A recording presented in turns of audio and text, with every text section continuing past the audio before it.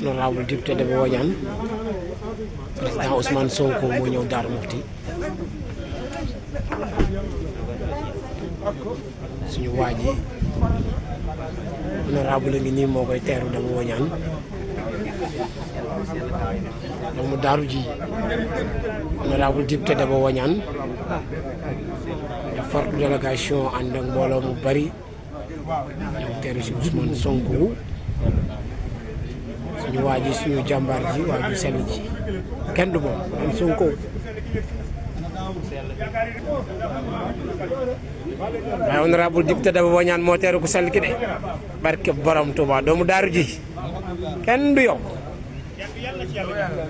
barke Serigne Touba Xaadimu Rasuul suñu député bi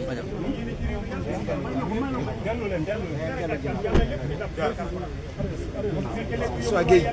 kenn du yow bravo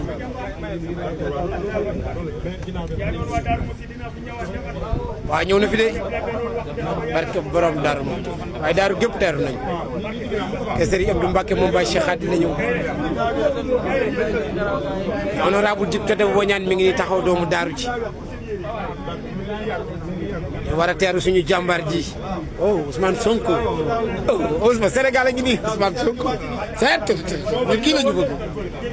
Sénégal laa jëm bakkan waa ji moo ko joxe Ousmane Sonko kenn de waa ju Sénégal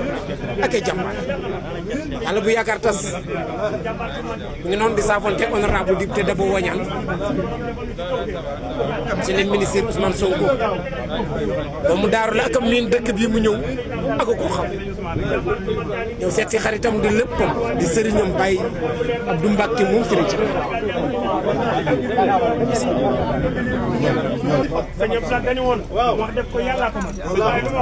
waajaa ngi moo bëgg réew mi moom la Sénégalais yi wóolu moom la Sénégalais yi doy